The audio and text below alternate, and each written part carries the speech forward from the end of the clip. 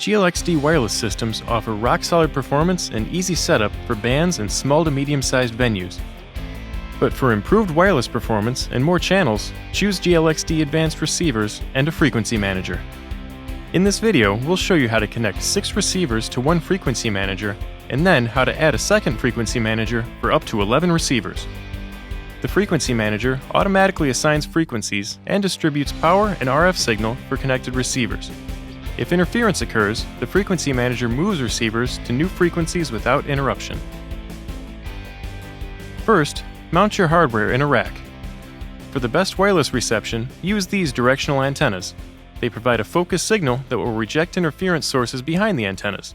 You'll only need one pair of antennas because the frequency manager provides wireless signal for all 6 receivers. Mount them to a wall or a mic stand pointed at the performance area and make sure that there's a clear line of sight between the antennas and transmitters.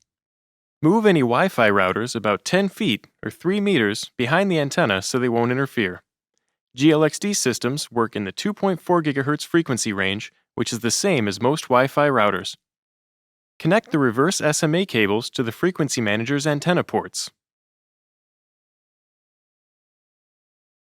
Connect each receiver to the frequency manager. Use the power cables to connect power out to each receiver's power port.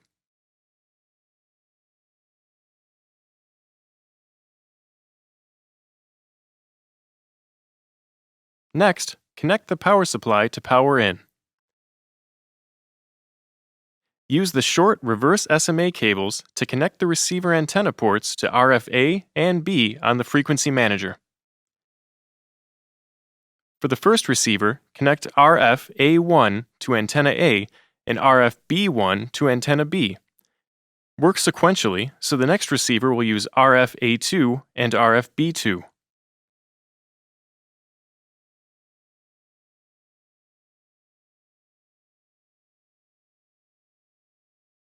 Use the cascade ports for the 6th receiver. Make sure all of your transmitters are off, and then turn on the frequency manager. Turn on all the receivers and set them all to the same group by pressing group on any receiver.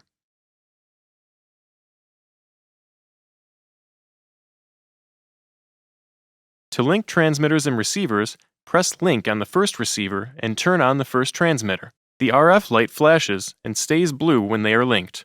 Repeat for each pair. For more than 6 channels, use a second frequency manager. You can operate 9 channels in typical conditions, or a maximum of 11 channels in optimal conditions. You'll use the cascade ports on this first frequency manager to connect to the antenna ports on the second frequency manager.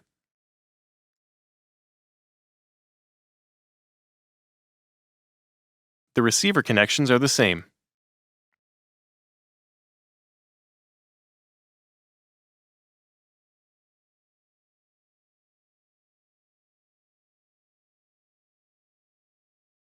Turn off all transmitters and be sure both frequency managers have their power supply connected. Turn on both frequency managers.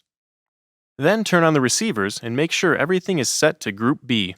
We're using Group B for this system, which allows more channels in challenging Wi-Fi environments. With Group B, you'll be able to run 9 channels in typical conditions and 11 if there isn't much 2.4 GHz interference. Link the transmitters one at a time and you're ready to go. Regardless of your system size, you can improve its performance with these tips. Move any 2.4 GHz devices, like Wi-Fi routers, at least 10 feet or 3 meters from your system. If you're using directional antennas, put other 2.4 GHz devices behind the antennas to minimize interference. To help your system avoid interference, you should turn on any 2.4 GHz sources before turning on your GLX-D system.